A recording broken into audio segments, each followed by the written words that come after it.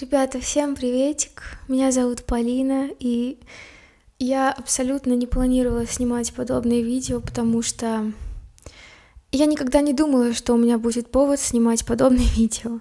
Но сейчас, ребята, я чувствую, что хочу это сделать, хочу поделиться с вами вещами, которые произошли со мной за, наверное, последний год и плюс-минус несколько месяцев. И я хочу поделиться историями, которые повлияли на меня морально, которые заставили меня больше думать, которые заставили меня больше оберегать себя и, к сожалению, заставили еще меньше доверять людям. Я не знаю, насколько затянутся мои истории, потому что я ничего не репетировала. Просто, если вы хотите послушать такой подкаст от меня, приготовьте себе чаек и приятного просмотра. Весь мой рассказ, по сути, основан на моем личном опыте ведения аккаунта, а все события, о которых я упомяну в этом видео, произошли после того, как я опубликовала мое апрельское видео, где я рассказывала, что я начинаю работу над альбомом и все такое. И после этого были созданы телеграм-чаты, куда подключились ребята, которые особенно хотели поддержать мой канал, которые хотели быть со мной на связи. И также я еще активнее стала заниматься моими социальными сетями, я прям включилась в работу. Я действительно была очень ответственной, я делилась с ребятами всякими новостями, и также возобновила рубрику стримов на моем канале, и они проходят по сей день 2 раза в месяц, только если там не случится что-то совсем нехорошее. А вместе с началом такой более активной деятельности, в принципе, блогерской, ко мне пришло множество людей, и в соцсети, и в мои телеграм-чатики. И, конечно, ребята, в начале видео я хочу поблагодарить всех, кто меня искренне поддерживает и кто по-доброму радуется за мои успехи. Спасибо огромное, что поддерживаете и на платных платформах, и в телеграм-чате, и на стримах. Это действительно очень важно и ценно для меня, так как благодаря этому я могу делать то, что я делаю сейчас. Но, к сожалению, ребята, это видео скорее посвящено обратной стороне моей музыкальной и моей, так скажем, блогерской деятельности. Это видео скорее, ребята, посвящено обратной стороне, которая когда-то меня поддерживала, но каким-то образом стала для меня не то чтобы врагом, но очень сильно меня оттолкнула и заставила еще больше закрыться. Наверное, так. Я стала замечать, что чем больше хорошего я пытаюсь сделать для людей, тем больше плохого я получаю. Знаете, такой очень интересный момент.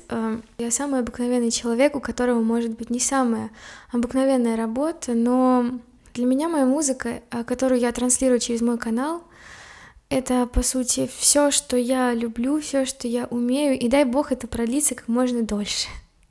Я обычный человек, который не хочет транслировать ничего, кроме музыки, и, может быть, я показываю какие-то жизненные моменты в моих влогах, но я считаю, что их просто ничтожно мало.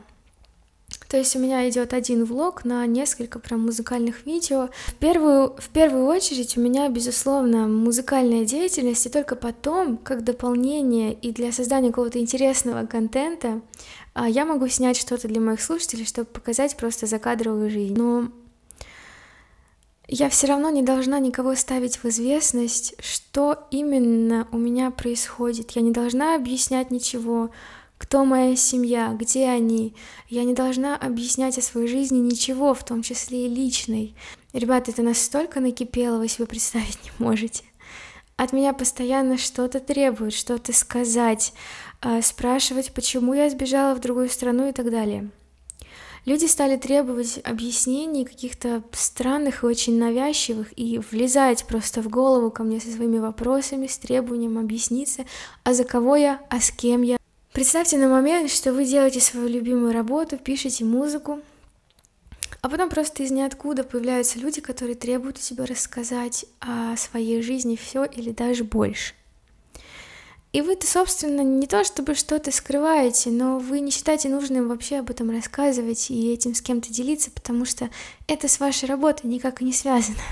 Я подвожу к тому, что в одном из моих влогов из Испании, я думаю, что многие знают, что я сейчас живу в Испании, и сразу скажу, что я переехала в Испанию еще в 2021 году летом, и я живу здесь по сей день, и это было задолго до начала вообще войны и всего прочего. А некоторые стали интересоваться моим переездом в Испанию этим моментом и требуют, чтобы я что-то объясняла и рассказывала. А когда я писала, что я не хочу открывать каких-то там подробностей о себе, что я делаю музыку, что это опять же никак не связано с музыкой, мой переезд в Испанию и все прочее, я, знаете, как подумала, переехала и переехала, кому же это может быть интересно? А после этого люди стали выискивать, где я именно проживаю. И меня напряг один очень серьезный для меня момент, когда люди, это был не один раз и не два, люди начали высматривать в моем влоге какие-то вывески на каких-то зданиях и таким образом пробивать мою геолокацию. И писать мне о том, что мы знаем, где ты живешь, что я там вот видела вот этот вот дом, скидывать мне фотографии места, где я живу. И у меня стал появляться вопрос, зачем люди это делают, зачем они мне это скидывают, зачем они выискивают там что-то где-то там, чего-то там. Так вот, ребята, у меня вопрос, как бы вы среагировали на это? Я искренне скажу, что меня стало это очень сильно в первую очередь пугать, потому что мне непонятны были мотивы, зачем люди выискивают мою геолокацию. И я на тот момент стала думать, что как хорошо, что я, будучи в Воронеже, не снимала ничего рядом с моим домом. Либо я просто об этом могла забыть, но вроде ничего не снимала, потому что когда начинается вот такая активная какая-то слежка, ты реально начинаешь бояться, что будь это в Воронеже, этот человек мог бы прийти к тебе домой, потому что он будет знать, где находится твой подъезд, он вычислит, опять же, по Google Maps место, где рядом там ты что-то снимал, найти какую-то вывеску, узнать, где твой дом, и потом прийти к тебе в гости. И он ведь будет думать, что он это делает что это прикольно, или я не знаю, но меня это очень сильно пугает, что люди выискивают и скидывают мне фотографии моего дома, ребята. Когда я начала получать вот эти сообщения, мне начало становиться все больше и больше не по себе, и я рада, что здесь, в Испании, я нахожусь в съемной квартире, не дай бог что, я могу уехать вообще в любую другую точку Испании и больше никогда не снимать влогов и никогда не снимать что-то, что находится рядом с моим домом, никакой вид из окна, никакие истории, чтобы никак ничего не мелькнуло. Потому что, ребята, это частная жизнь, это то, что не то, что ты как-то скрываешь, но ты не хочешь, чтобы об этом как-то кто-то говорил, ты не хочешь, чтобы все знали, где ты живешь, потому что ты не знаешь, у кого что на уме. Я не знаю, кто что себе там задумал или подумал, я не могу знать. А другие ситуации тоже с непонятной мне агрессией происходили, когда я абсолютно откровенно и честно говорила, что я не общаюсь там лично, у меня есть телеграм-чаты, и если вы хотите меня поддержать, то я буду только рада, если у нас в нашей комьюнити кто-то присоединится. Люди агрессировали, обижались, что я не отвечаю, что я игнорю, и в конце концов, что я не знакомлюсь. Я всегда везде говорю, если вы хотите поддержать мой канал, вот есть платформа. Ничего другого быть не может. И мне кажется, что это правильно, ребята, естественно, потому что я не знаю, кто мне пишет и с каким умыслом мне пишет. Ребята, я знаю, что вот вы здесь, вы смотрите на меня сейчас, но я не знаю, кто смотрит меня по ту сторону экрана. Я всегда продолжала отстаивать позицию, что я ни с кем не знакомлюсь лично, но я всегда буду рада, если в нашем сообществе будет пополнение. В итоге я все равно оставалась виноватой, что человек ко мне с душой, а я игнорю и не иду на контакт. А я постоянно отстаивала свою позицию, что я лично не знакомлюсь, я не переписываюсь в личных сообщениях, и причины на это могут быть какие угодно. Я как раз и создала чат для того, чтобы собрать всех ребят, которые действительно там хорошо ко мне относятся, и которые хотят поддержать мой канал, которые хотят пообщаться со мной опять же поближе, потому что это закрытый телеграм-чат, и там тоже есть свои небольшие правила, ребята, но как иначе? И люди реально не понимают, что если бы я сидела и отвечала всем, потому что, конечно, ребята, всем хочется внимания, и это нормально, но люди не понимают, что это невозможно физически. Если я буду сидеть и отвечать на все сообщения, Я не знаю, сколько времени у меня уйдет, но у меня точно не останется времени делать музыку и делать каверы. У меня с ребятами в чате со всеми отличные отношения, я вообще рада, что там абсолютно адекватные, нормальные люди, с которыми можно и посмеяться, и обсудить вообще все что угодно. Поэтому, ребята, я про вас помню, и спасибо вам. И я действительно не могу тратить себя на то, чтобы отвечать на сообщения личные и тратить на то время на то, что кто-то на это обижается. Я вот сейчас запишу это видео, и мне кажется, я вот выскажу все, что я хочу, и потом до следующего видео очень не скоро, я надеюсь. Когда мне там пишут, что вот, я к тебе со всей душой, а ты там такая вся плохая, ты не отвечаешь, игнорируешь, и вообще ты холодная. Ребята, я впечатлительный человек, и меня как бы задевает эта несправедливость. И я могу реально разозлиться, я могу заблокировать, потому что человек меня не слышит. Но невозможно говорить с тем, кто тебя не слышит, а еще хуже говорить с тем, кто не хочет слышать. И, конечно, после всяких обвинений я была вынуждена прекращать диалог, чтобы себя же на это не растратить, и потом не переживать, и не думать об этом. Все, на что я готова тратить себя, ребята, это музыка, это правда. Также была ситуация, когда я от одного моего близкого родственника, который состоял в какой-то группе в Телеграме, узнала, что есть некий человек, мы в этом видео вообще без имен, ребята, есть человек, который в этот, опять же, Телеграм-чат в какой-то там скидывает мои видео, выдавая меня за свою девушку. После этого мой родственник связывается со мной. Конечно, он знает, что это все неправда, и что человек просто больной и сам себе все это придумал. То есть, чтобы вы понимали, насколько там все было запущено, он в этот телеграм-чат в какой-то там записывал голосовые сообщения, что, мол, вот мы с Полиной идем туда-то, мы идем гулять, и что мы живем в Германии. И самое бредовое, что он якобы заплатил 2000 евро за мой переезд в Европу, ребят. Вот, ребята, опять же, я все рассказываю вкратце, и таких историй множество, но на все не хватит времени. Затем, когда я через, опять же, моего родственника опровергла это все, потому что я искренне боялась, что кто-то там может в это вообще поверить, в этот бред, он начал написывать мне с разных номеров в Телеграме, и затем он начал снимать мне обращения в ТикТоке, привлекая тем самым мое внимание. И я, конечно же, не выходила на связь вообще никак, я просто блокировала. Такая жесть происходит уже какое-то время, и мне реально от этого просто мерзко и паршиво. А следующая ситуация случилась ВКонтакте, когда человек попросил меня выйти с ним на связь, якобы у него есть рекомендации как бы по улучшению моего YouTube-канала, там, не знаю, в общем, что-то по делу. На что я решила ответить. То есть из уважения к этому человеку, который хочет мне помочь, я решила сделать исключение, ответить ему ВКонтакте. После чего, прочитав все, я его поблагодарила, написала огромное спасибо, и это правда. После чего человек продолжил мне написывать в сообществе ВКонтакте. Затем я еще несколько раз могла зайти в этот чат, потому что, опять же, из уважения к человеку. После чего человек стал вести себя очень странно, он начал находить какие-то мои старые фотографии, когда я была подростком, считай, ребенком, то есть мне там было, может, лет 14-15.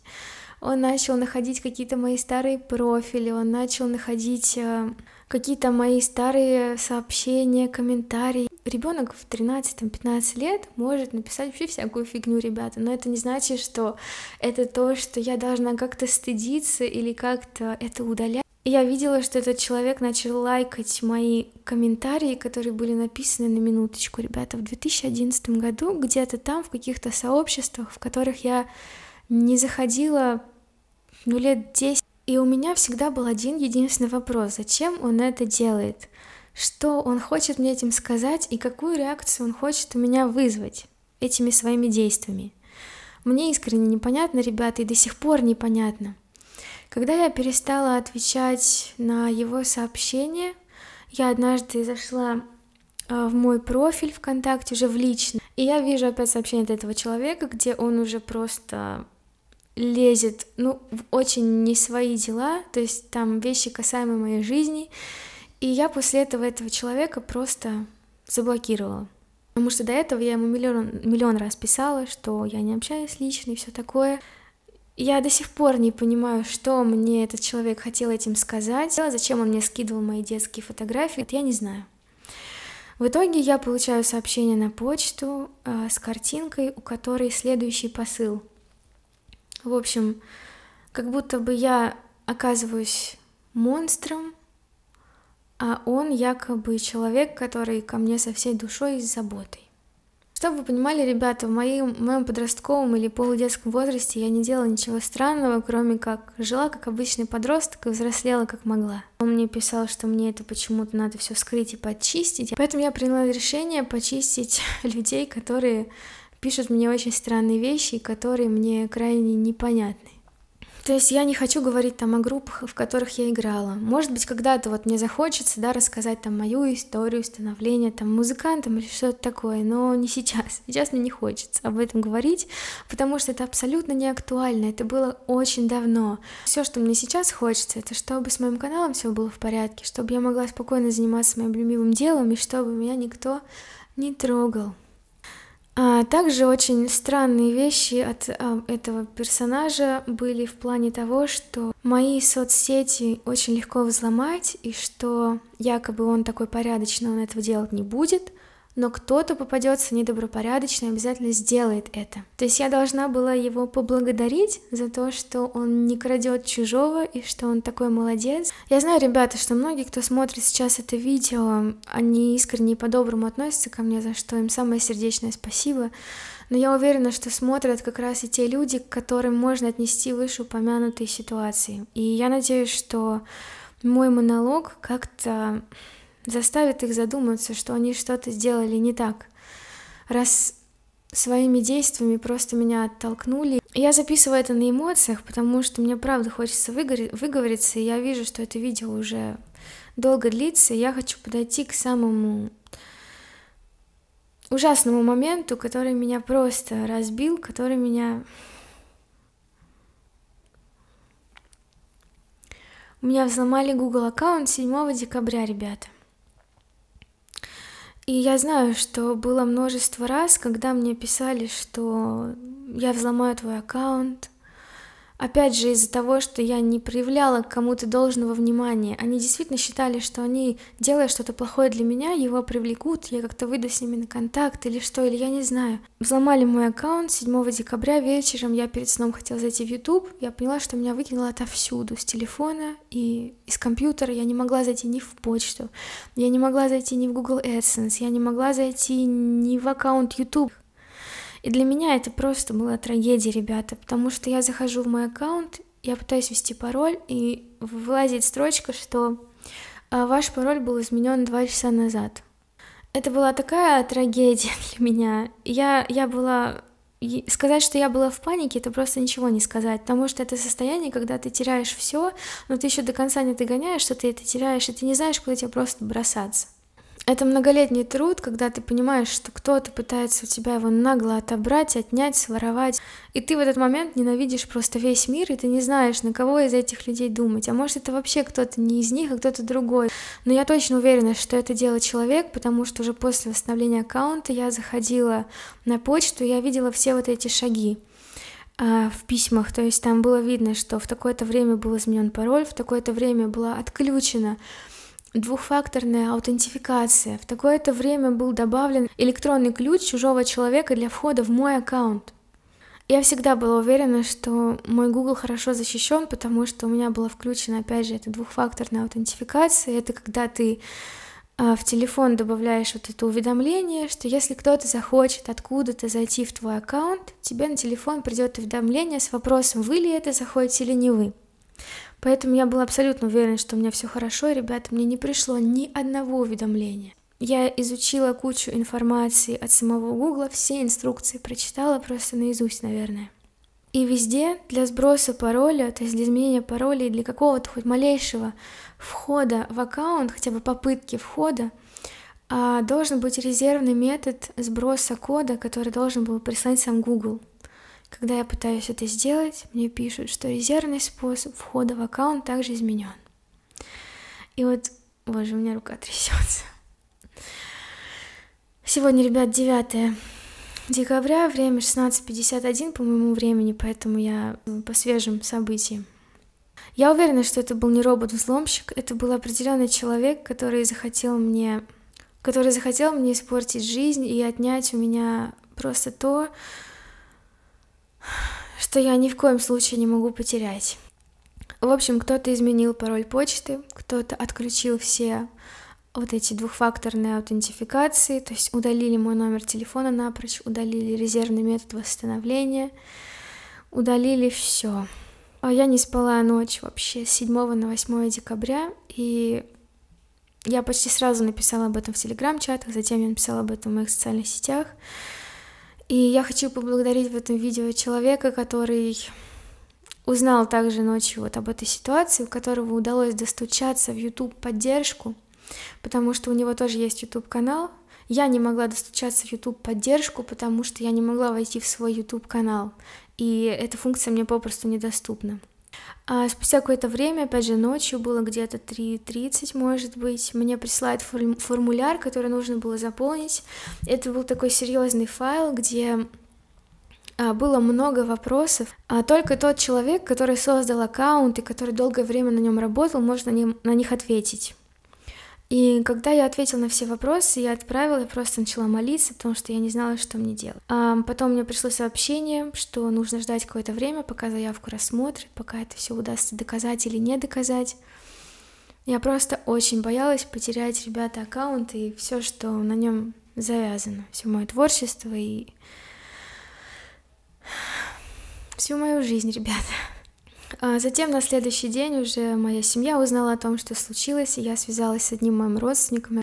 Он мне сказал одну важную вещь, что надо восстанавливать тот резервный метод сброса пароля.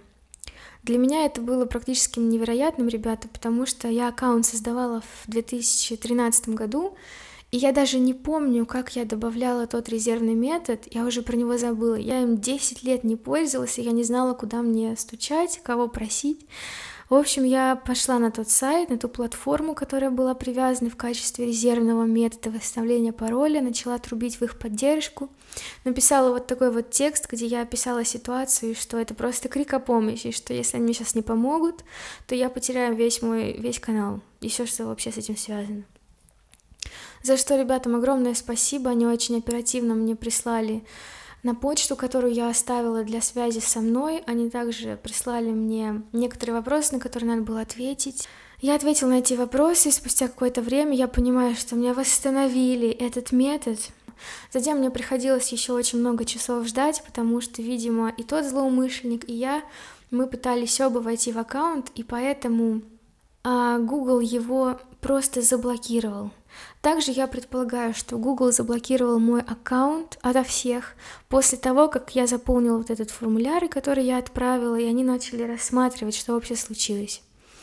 Это была большой победой для меня, что его заблокировали, потому что ни я не могла войти в Google аккаунт и в YouTube, и не тот человек, я так понимаю, тоже.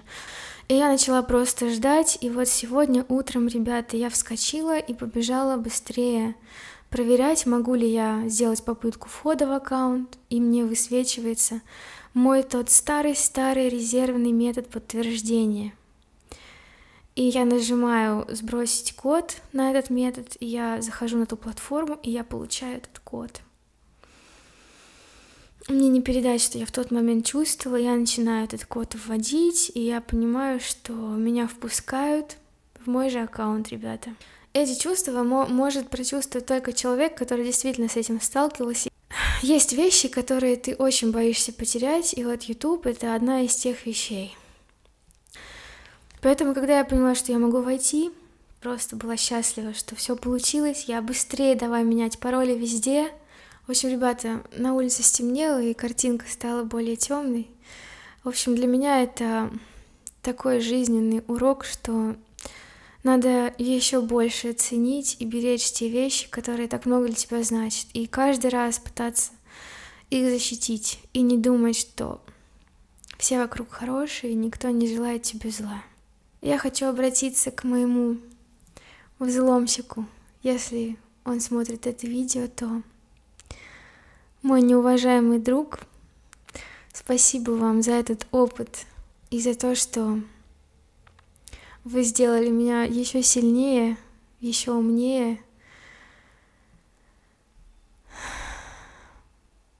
И заставили меня еще раз убедиться, что в мире очень много зла. но добро все равно побеждает. Вот такой вот, ребята, подкаст. И в конце этого видео я хочу поблагодарить всех, кто откликнулся в моих социальных сетях на мой пост о взломе аккаунта. Знаете, что все хорошо, и что вот я сижу здесь. Вот такое вот грустное, волнительное видео, но с хорошей концовкой.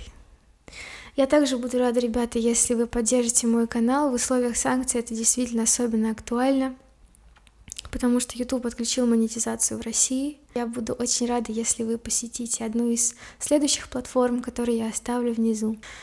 Огромное спасибо, что посмотрели, огромное спасибо, что остаетесь со мной. Я всем настоятельно, по-дружески от всего сердца рекомендую, следите за защитой ваших данных, потому что казалось бы, что что может случиться? А вот этот стресс, который я не знаю, сколько у меня лет жизни просто отнял, он... В общем, вы об этом долго, к сожалению, не сможете забыть. А лучше перестраховаться, чтобы вот так вот потом, как я, не плакать и не бегать просто в безысходности полнейшей. Спасибо большое, что посмотрели.